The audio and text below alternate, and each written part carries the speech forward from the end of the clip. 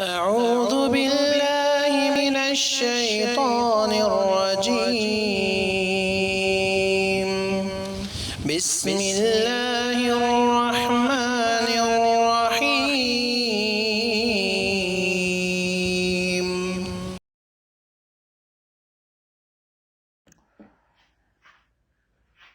بسم اللہ الرحمن الرحیم الحمد للہ رب العالمین والصلاة والسلام علی سید الانبیاء والمرسلین وعلی آلہ واصحابہ اجمعین ومن تبعہم بإحسان الی یوم الدین۔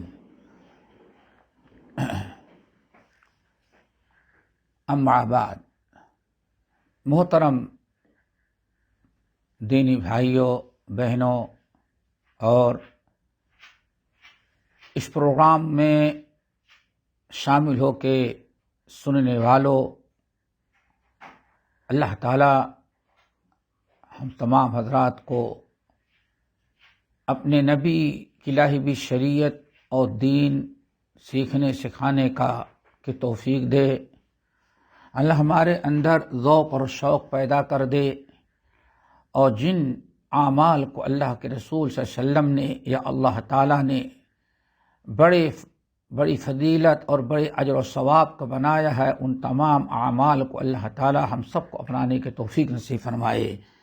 دوستو، گفتگو ہو رہی تھی فضائل اعمال کے سلسلے میں، گفتگو چل رہی تھی تمسک بالکتاب والسنہ، کتاب اللہ سنت رسول پر عمل کرنے، اس پر قائم رہنے اور لوگوں کو اس کی طرف دعوت دینے کی فضیلت اور اہمیت پر گفتگو ہو رہی تھی، اور کئی نشستیں اس پر گزر چکی ہیں۔ آج ایک اور فضیلت جو بڑی اہم فضیلت ہے اور عظیم ترین اجر و ثواب اور فضیلت کی چیز بتائی جاتی ہے، آج وہی آپ کے سامنے ہم پیش کریں گے۔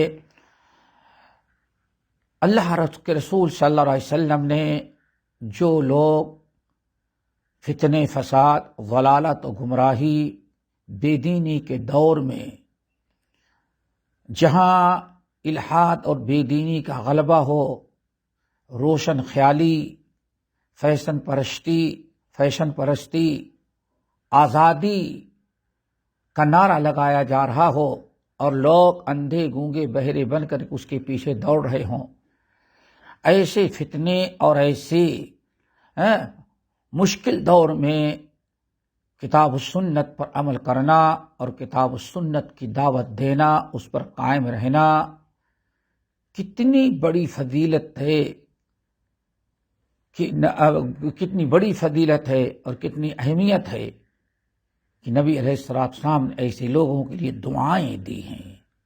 آج اسی فضیلت کا ہم تذکرہ کریں گے جس میں نبی علیہ السلام نے ایسے دشوار گزار اوقات میں کتاب و سنت پر عمل کرنے والوں کی دی ہے۔ حدیث بڑی مشہور ہے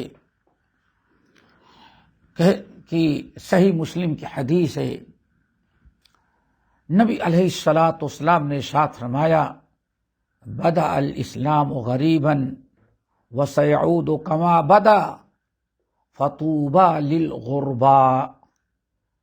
صحیح مسلم وغیرہ کی حدیث ہے۔ آپ نے فرمایا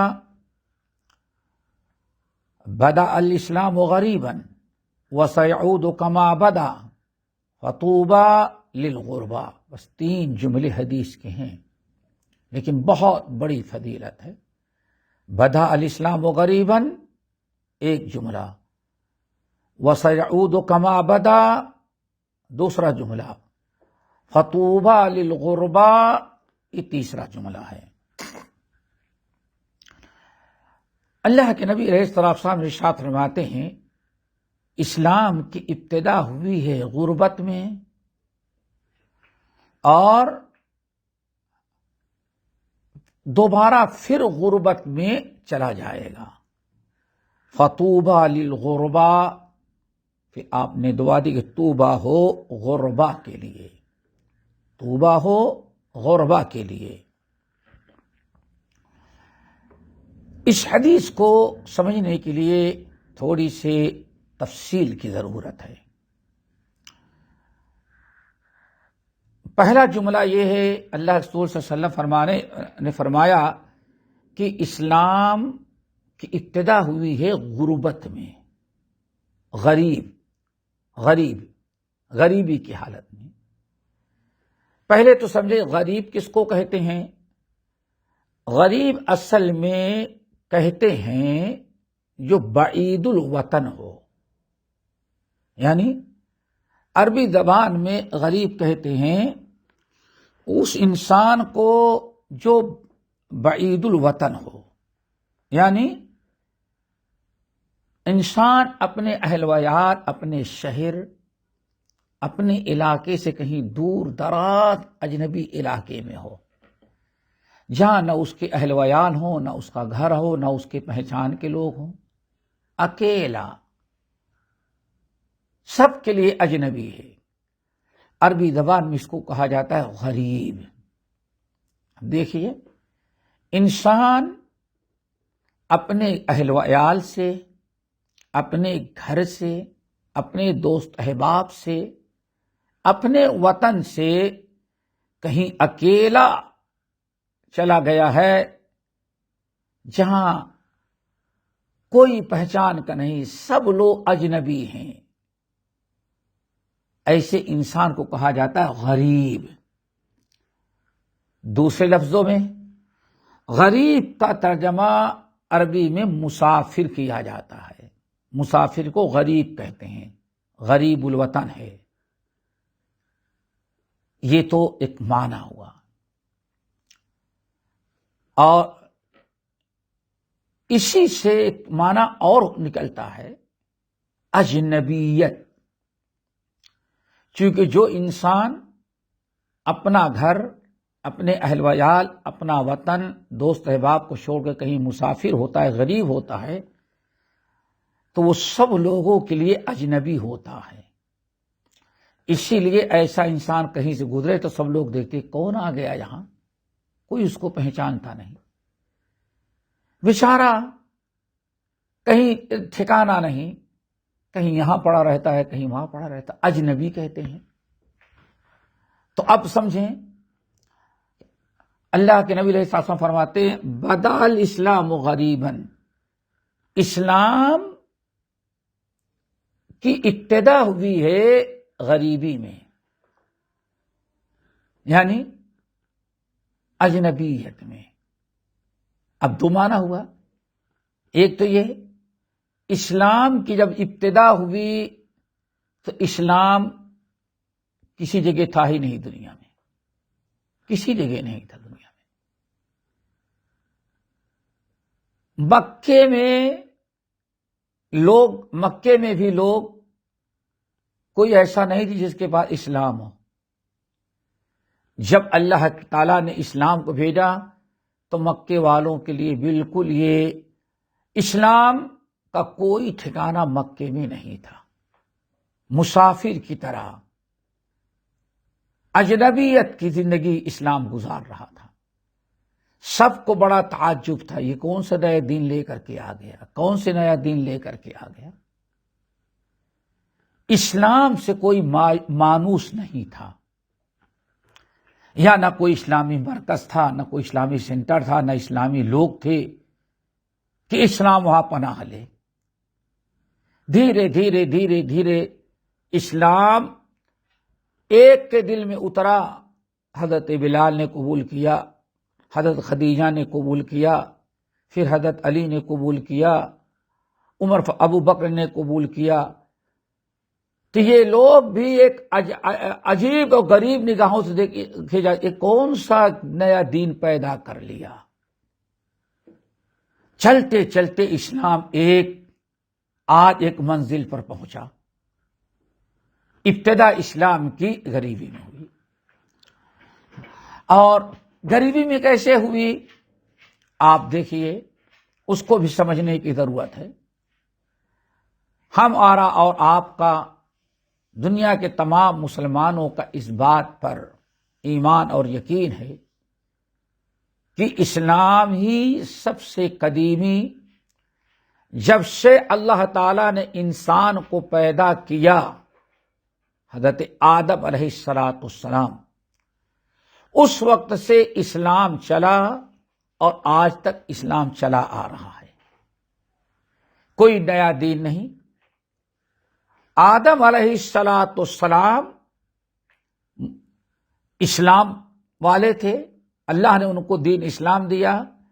جب دنیا میں جنت سے دنیا زمین پہ اتارے گئے تو اسلام دنیا کے اندر لے کر کے آئے۔ جنت سے آدم علیہ السلام آئے تو ساتھ ساتھ دین اسلام بھی لے کر کے آئے۔ اسی لیے آدم علیہ السلام سے لے کر کے آخری نبی محمد صلی اللہ علیہ وسلم تک جتنے انبیاء آئے سب اسلام ہی کی دعوت دیے، سب اسلام لے کر کے آئے۔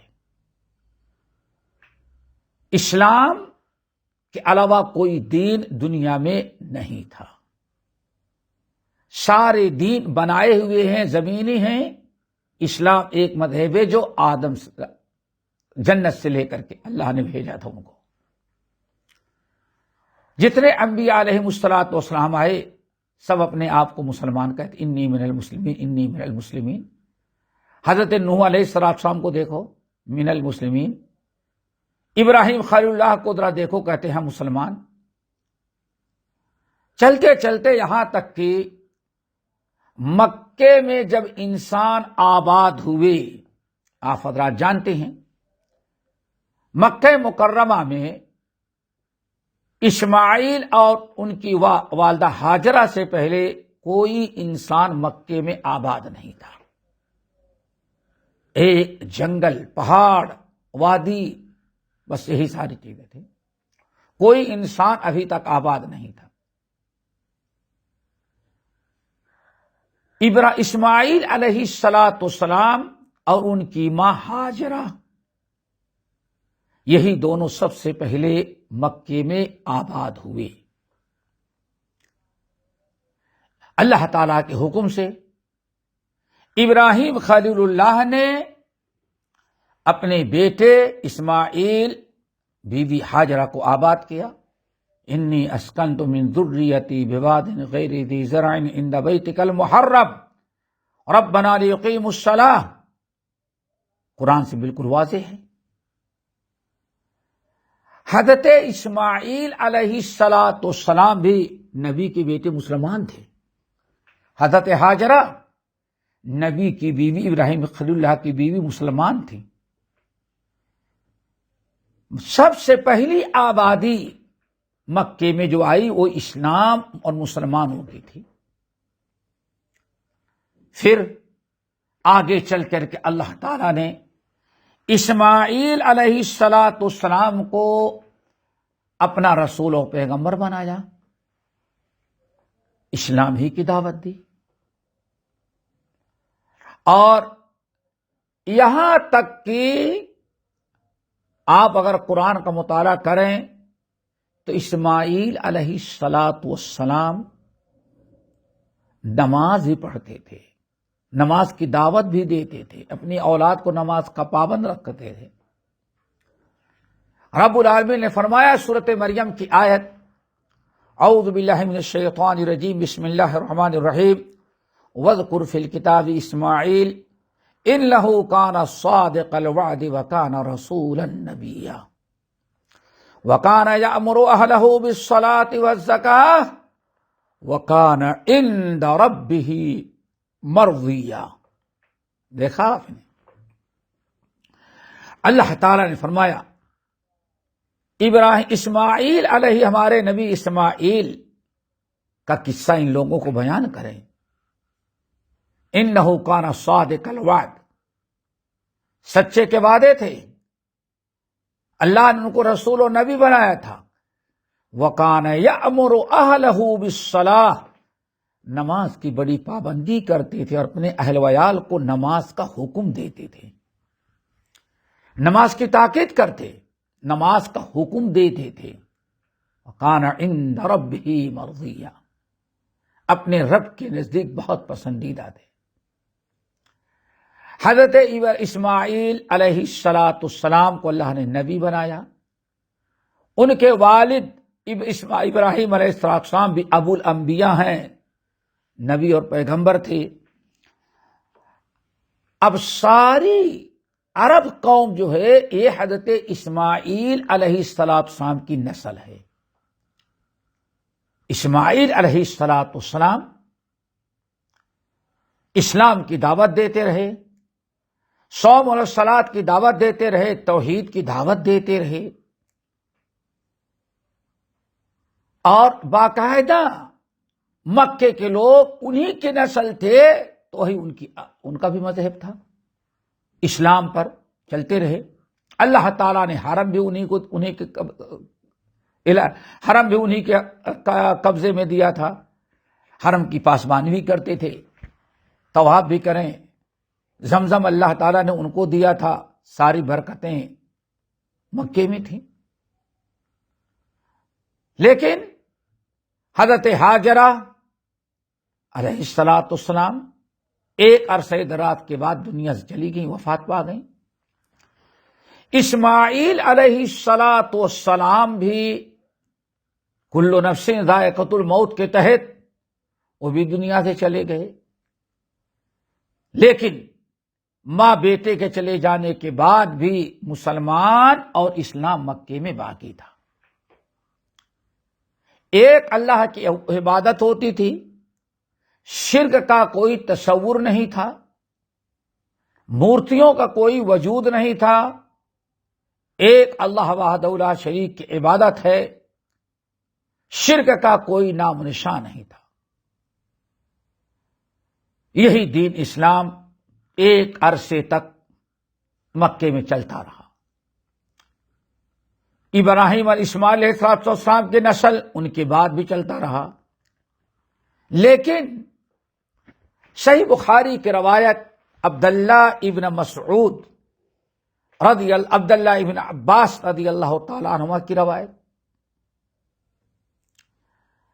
یہ عرب کے لوگ، عرب کے اندر مکے میں کوئی بت پرستی نہیں تھی،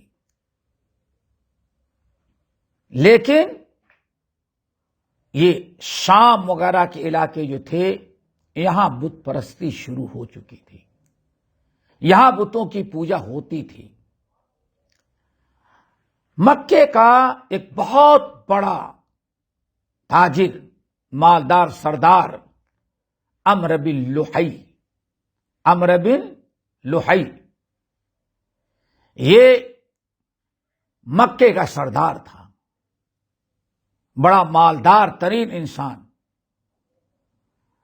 اور یہ بھی یاد رکھیں مکے کا جو سردار ہوتا تھا اس سمجھیے کہ پورے عرب کا سردار سمجھا جاتا تھا. مکے کی کو مرکزیت حاصل تھی، پورے عرب کا صدر مقام یہی بنا ہوا تھا.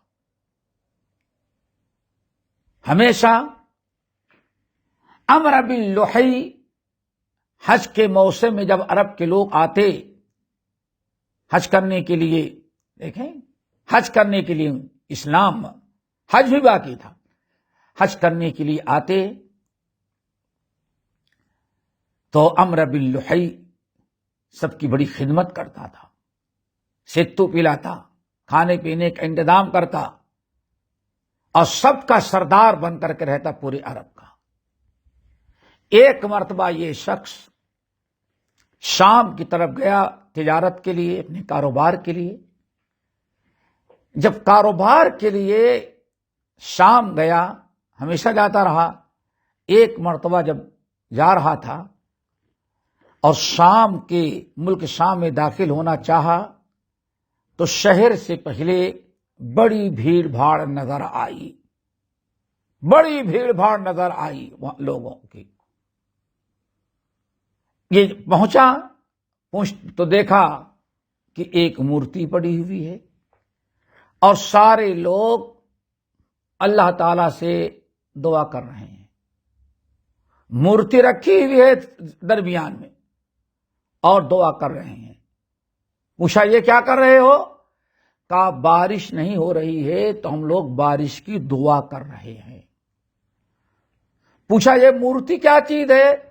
کہا یہ بڑی مقدس ہستی کی مورتی ہے، اور اس کے طفیل میں اس کو وسیلہ بنا کر کے، اس کو سامنے رکھ کر کے اللہ تعالیٰ سے دعا کرتے ہیں، اور جب اس کا واسطہ دے کر کے، جو مورتی پڑی ہوئی ہے اس کا واسطہ دے کر کے دعا کرتے ہیں تو اللہ تعالیٰ ہمیں سیراب کر دیتا ہے، ہماری دعاؤں کو قبول کر کے بارش برسا دیتا ہے۔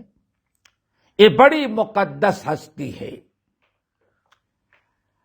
عمرو بن لحی نے جب دیکھا کہ اس مورتی کی برکت سے بارش ہوتی ہے، لوگوں کو رزق ملتا ہے، تو اس وقت اس نے کہا وہاں شام کے لوگوں سے، کیا ایک مورتی ہم کو بھی دے سکتے ہو؟ کہا یہ تو نہیں دے گے، لیکن اس کی کاپیاں موجود ہیں، اسی نام کی بہت ساری مورتیاں ہم نے بنا کے رکھی ہیں، گھر گھر میں ہوتی ہیں، اگر تم چاہو تو تم کو دے دیں گے۔ تو واقعی عمرو بن لحی نے مانگا اور شام کے لوگوں نے ایک مورتی دے دی اس کو۔ اب عمرو بن لحی جب پلٹ کر کے مکہ آیا تو اپنے ساتھ مورتی بھی لایا۔ یہ اس دنیا کی پہلی تاریخ تھی مکے کی کہ مکے میں مورتی داخل ہوئی، اور داخل ہوئی ہندوستان کے بتوں کی مورتی نہیں تھی، کسی بہت بڑے ولی اور بڑے نیک اور صالح انسان کی مورتی تھی۔ لے کر کے آیا اور مکے کے لوگوں نے میں اعلان کر دیا، لوگوں یہ بڑی مقدس مورتی ہے، مجسمہ ہے، اگر بارش نہ ہوئی ہو تو اس کے ذریعے بارش مانگتے ہیں تو ہمیں اللہ تعالیٰ بارش سے سیراب کر دیتا ہے۔ کسی مشکل میں گھریں اور اس کے واسطے سے مانگتے ہیں تو ساری مشکل ہماری دور ہو جائے۔ بڑے فضائل بیان کیے۔ اب مکے کے لوگوں کے پاس علم نہیں تھا، یہی آپ حضرات کو سمجھنا ہے۔ ایک عرصے دراز سے مکے کے لوگوں میں علم نہیں تھا، دنیا کی ساری چیزیں تھیں،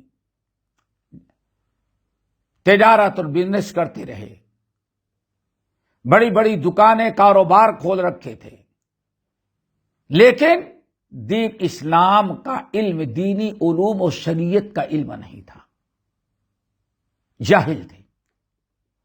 مسلمان تھے، شرک نہیں، شرک کا کوئی وجود نہیں تھا، روزے نماز بھی کرتے رہے، لیکن علم ان کے پاس نہیں تھا۔ شرک کیا ہے، بدعت کیا ہے، یہ مورتیوں کی حقیقت کیا ہے، علم نہیں تھا ان کے پاس۔ شیطان نے خوب فائدہ اٹھایا ان کی جہالت سے۔ جب عمرو بن لحی نے اس مورتی کے فضیلت بیان کی، شیطان نے بھی اس کو ورگلایا اور سارے لوگوں نے اس مورتی کو اپنا مورتی کو مقدس سمجھ کر کے رکھا، اور یہ عقیدہ ہونے لگا کہ ان کی وجہ سے ساری بلائیں، ساری پریشانیاں دور ہو جاتی ہیں۔ اگر قحط پڑا، کوئی مشکل آئی، ان کے واسطے سے دعا کرتے ہیں تو ہماری ساری دعائیں قبول ہو جاتی ہیں، ساری مشکلات حل ہو جاتی ہیں۔ یہ سوچ کر کے مکے کے لوگ بھی، ان کے دلوں میں بھی اس مورتی کی اہمیت، تقدس اور اس کے سبب برکت کا تصور ان کے دل و دماغ میں پیوست ہو گیا۔ اب یہ مورتی رکھی کہاں جائے؟ سب سے مقدس جگہ خانہ کعبہ ہے، اللہ کا گھر، تو اللہ کے ولی کی مورتی اسی کے اندر رکھ دیا جائے۔ اب مورتی نصب کر دی گئی خانہ کعبہ کے اندر۔ دیکھیے کس طرح سے بے دینی آ رہی ہے۔ پوری قوم میں کوئی علم والا نہیں تھا جو بتا سکے کہ یہ شرک ہے اور یہ ناجائز و حرام ہے۔ جہالت سے شیطان فائدہ اٹھایا۔ عمرو بن لحی مکے میں بت لا کر کے نصب کروا دیا، لیکن جب حج کا سیزن آیا، حج کا موسم آیا، تو عمرو بن لحی نے اس بت پرستی کو رواج دینے کے لیے، چونکہ پورے عرب کا سردار سمجھا، جب مکے کا سردار، سب کا مرکز یہی مکہ تھا، اور مثل مشہور چوں کفر کعبہ خیدت کجا باشد مسلمانی مثل مشہور ہے۔ ہوا ایسے کہ جب حج میں سارے لوگ آئے تو عمرو بن لحی نے اعلان کروا دیا، پورے باہر سے آئے ہوئے حاجیوں کے درمیان اعلان کروا دیا، اور بڑے اچھے انداز سے لوگوں کو دعوت دی کہ ہم ایک ایسی مورتی لے کر کے آئے ہیں کہ جس کے ذریعے دعا مانگی جائے تو دعا قبول ہوتی ہے، پریشانی میں اس کو واسطہ دیا جائے تو پریشانی دور ہو جاتی ہے، فقر و فاقہ اور محتاجگی ختم ہو جاتی ہے، بڑی فضیلت بیان کیا۔ اب مورتی تو مکے ہی میں تھی، عرب کے لوگ جب جانے لگے تو عمرو بن لحی کی دعوت و تبلیغ سے ان کے اندر بھی شوق ہوا کہ بڑی اچھی چیز ہے، اگر اس مورتی سے اتنی برکت آتی تو اپنے ہاں بھی لے چلیں۔ تو عرب کے لوگوں نے، حاجیوں نے مانگی، تو عمرو بن لحی نے کہا ہم یہ تو نہیں دیں گے، ایک ہی پیس ہمارے پاس، ہم اس کی کاپی بنوا کر کے آپ کو دے دیں گے۔ تو مکے کے پتھروں کو لیا اور اس طرح کی مورتی تراش کر کے جو مکے میں لے کر کے آیا تھا، حاجیوں میں تقسیم کرایا۔ اب حاجی اب کی جب حج کر کے گئے تو ایک ایک مورتی اپنے اپنے علاقے قبیلے میں لے کے گئے۔ اس طرح سے بت پرستی پورے عرب کے اندر عام ہونے لگی۔ حالانکہ ابراہیم علیہ السلام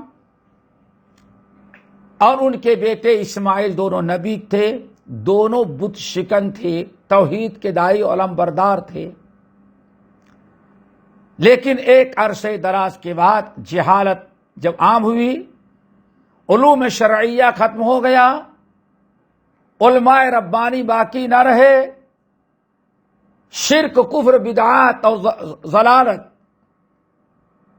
کا تصور لوگوں کے دلوں سے ختم ہو گیا، تو شیطان ان کی جہالت سے فائدہ اٹھاتے ہوئے سب کے اندر یہ بت پرستی عام کر دی۔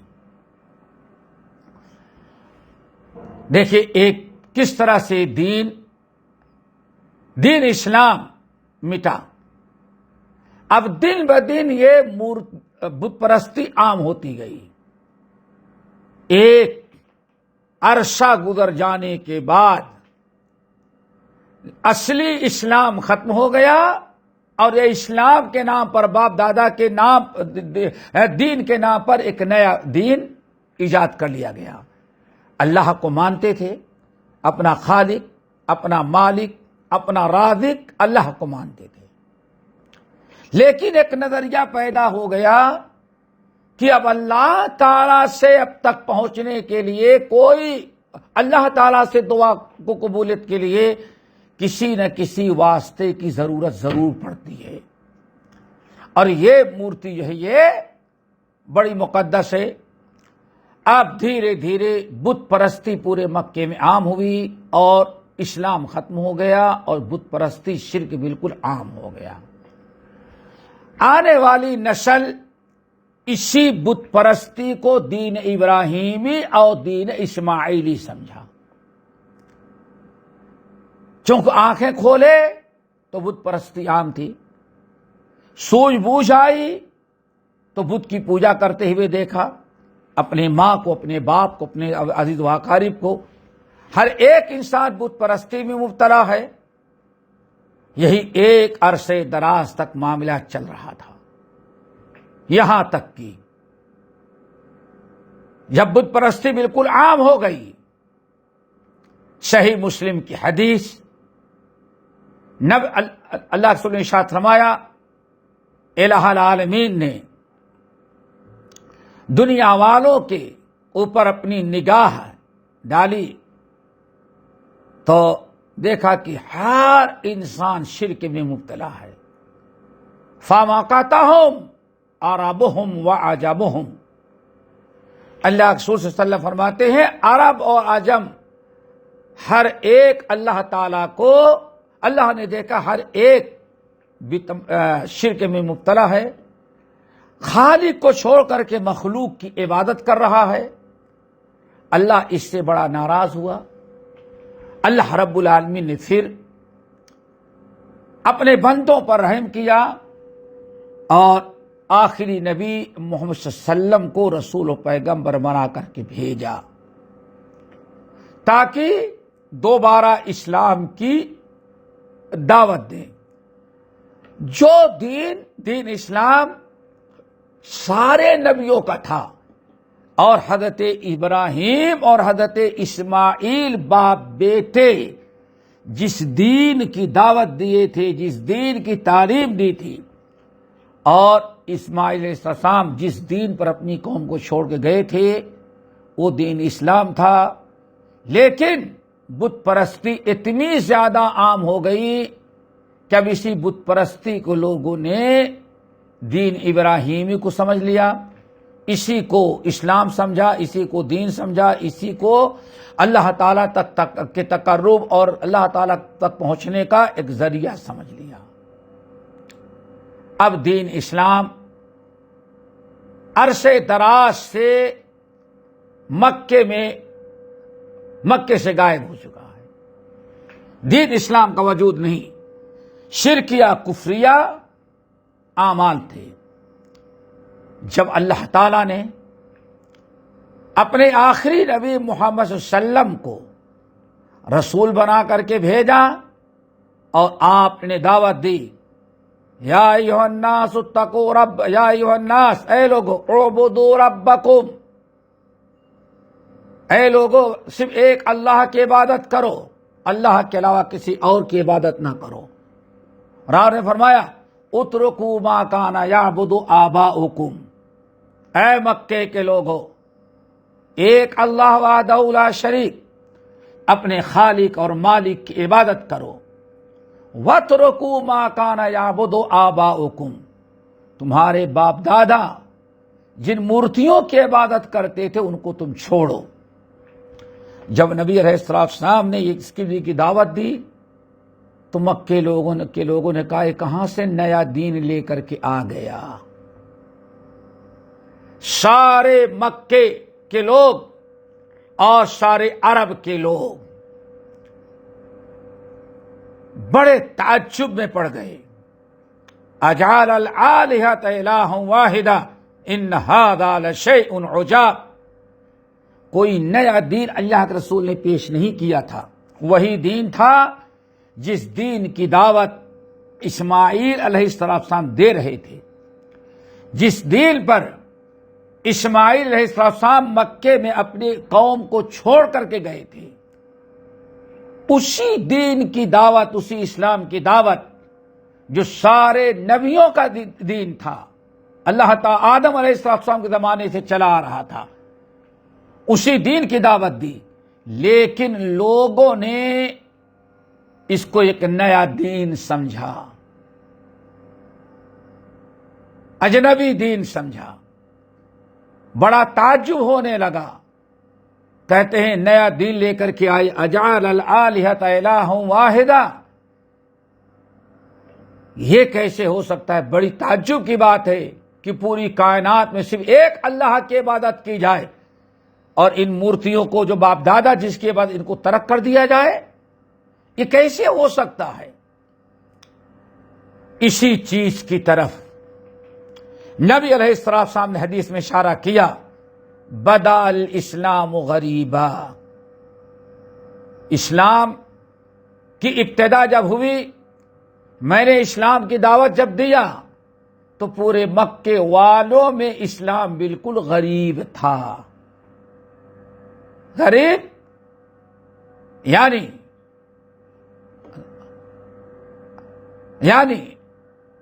غریب کا مطلب یعنی لوگوں کو ایک مناتے ہوئے کہ لوگوں کے لیے بالکل ایک نئی چیز اجنبی تھی. کیوں؟ کبھی انہوں نے اپنے باپ دادا سے ایک عرصے دراز سے یہ توحید کی بات سنی ہی نہیں تھی. لا الہ الا اللہ، اللہ کے علاوہ کوئی معبود نہیں ہے.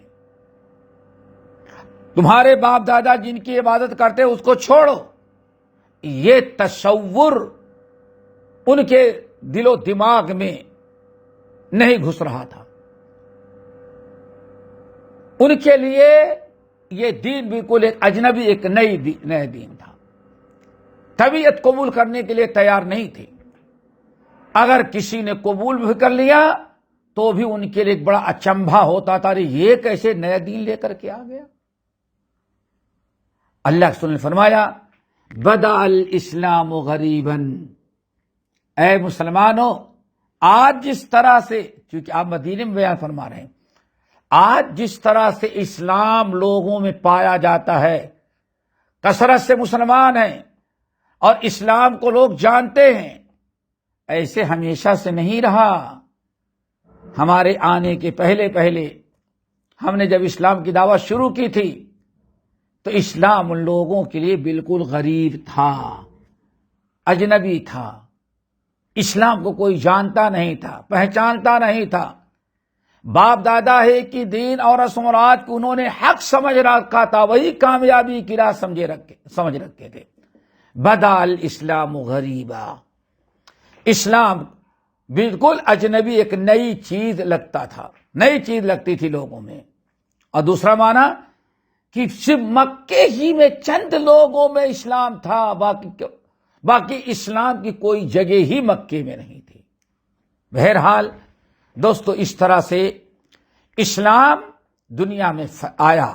اللہ نے فرمایا لیکن یاد رکھنا، جس طرح سے اسلام اجنبی جب شروع ہوا تو اس وقت اجنبی تھا، کوئی اسلام والے نہیں تھے، ایک لوگوں کے لیے ایک نئی چیز تھی. آئندہ بھی ایسے ہی ایک زمانہ آئے گا کہ اسلام پھر دوبارہ اجنبی بن جائے گا، غریب بن جائے گا. شرک و بدعات عام ہو جائیں گے، باپ دادا کے رسم و رواج بہت ہی پھیل جائیں گے.